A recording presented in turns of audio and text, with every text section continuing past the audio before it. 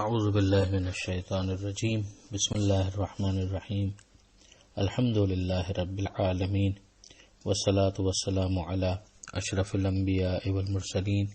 واہل بیتہ الطیبین الطاہرین المعصومین اما بعد۔ سورہ مبارکہ آل عمران آیت نمبر 84 سے 91، 84 سے 91۔ بسم اللہ الرحمن الرحیم۔ قل آمنا بالله وما أنزل علينا وما أنزل على إبراهيم وإسماعيل وإسحاق ويعقوب والأسباط وما أوتي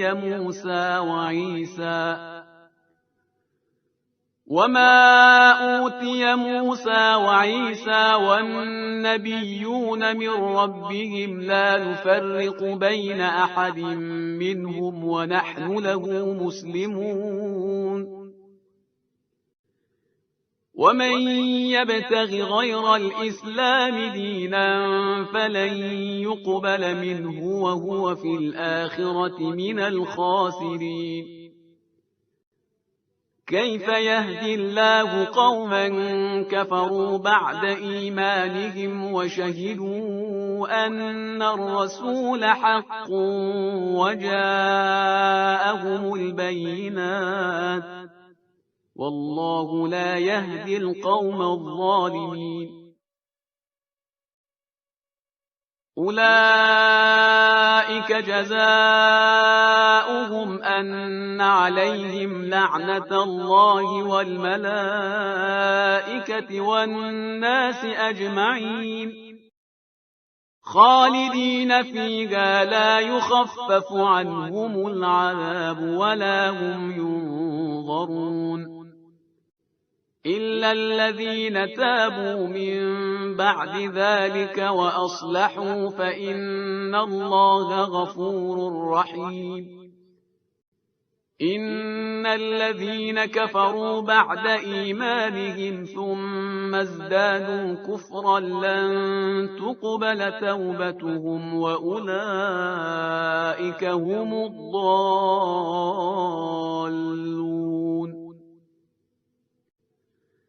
إن الذين كفروا وماتوا وهم كفار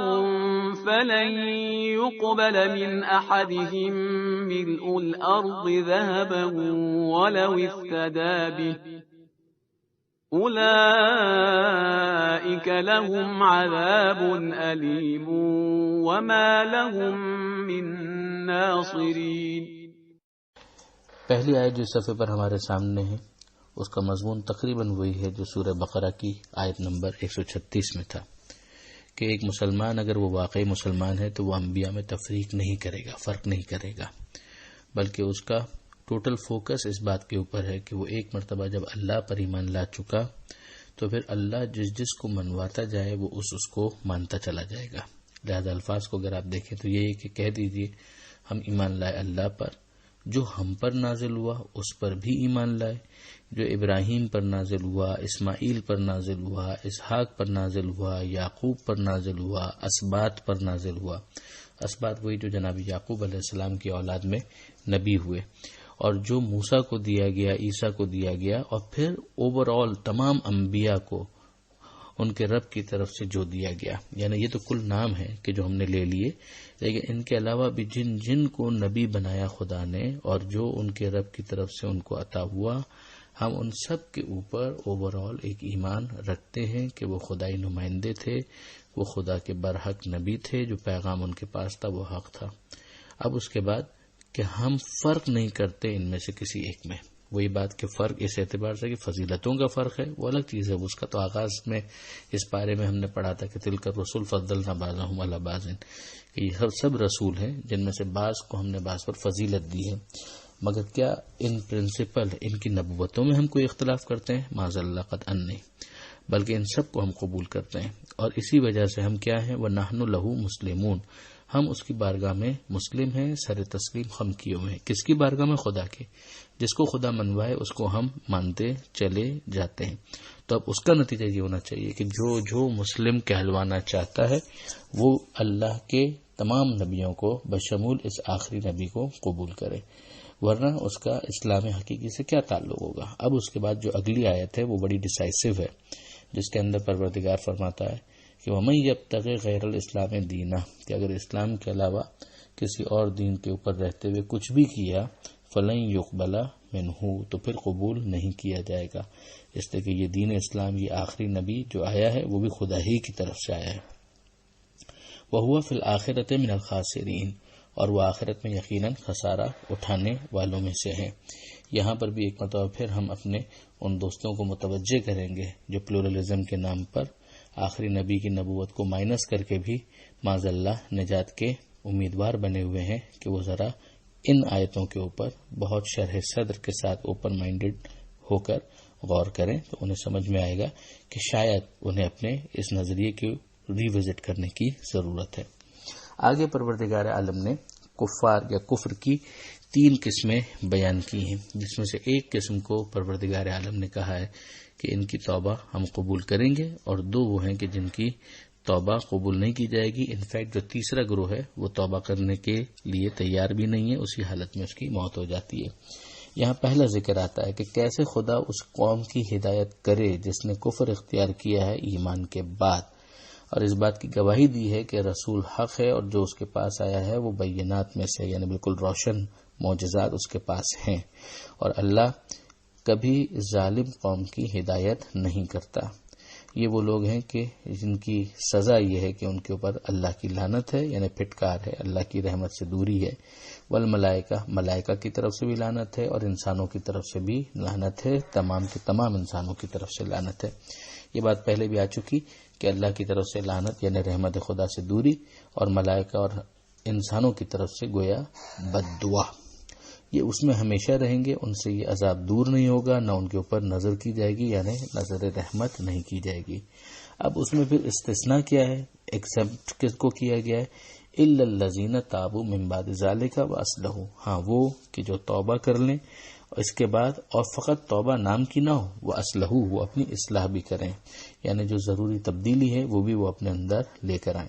تو یقیناً اللہ غفور ہے اور اللہ رحیم ہے، یعنی مغفرت کرنے والا ہے اور رحم کرنے والا ہے۔ اب اس آیت کے اندر جو بات ہمیں سمجھ میں آتی ہے کہ یہ وہ کفار ہیں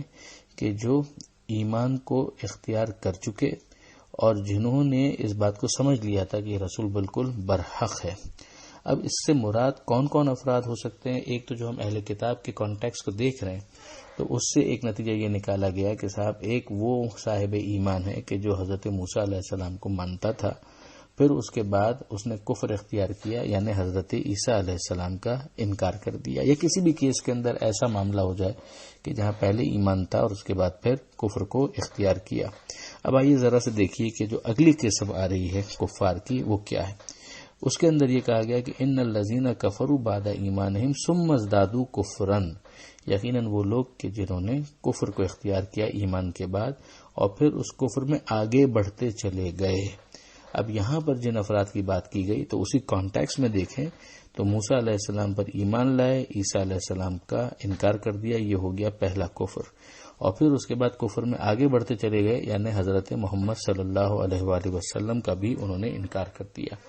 تو ان کے بارے میں کہا جا رہا ہے کہ لن تقبل توبتہم، تو ان کی توبہ ہرگز ہرگز قبول نہیں کی جائے گی، یعنی یہ اپنی توبہ کے اندر سیریس نہیں ہیں۔ وَأُولَئِکَ هُمُ الضَّالُّونَ، اور یہ لوگ گمراہی میں پڑے ہوئے ہیں۔ اور پھر یہ بھی کہا گیا کہ ممکن ہے کہ ان کی توبہ سے مراد فرعون جیسی توبہ ہو کہ جب عذاب کو دیکھیں تو اس وقت یہ توبہ کریں گے، تو ایسی توبہ کا کوئی فائدہ نہیں ہے۔ پھر تیسری کیٹیگری جو اس کے اندر بیان کی گئی کہ یقیناً وہ لوگ کہ جنہوں نے کفر اختیار کیا اور جو مرے تو کفر ہی کی حالت میں مرے، تو ان سے پھر اگر زمین کے برابر اگر سونا بھی وہ دے دیں فدیے کے طور پر تو وہ بھی ان سے قبول نہیں کیا جائے گا، یعنی وہ اگر چاہیں کہ یہ سب کچھ دے کر اپنے آپ کو عذاب خدا سے بچا لیں تو یہ بھی نہیں ہونے والا۔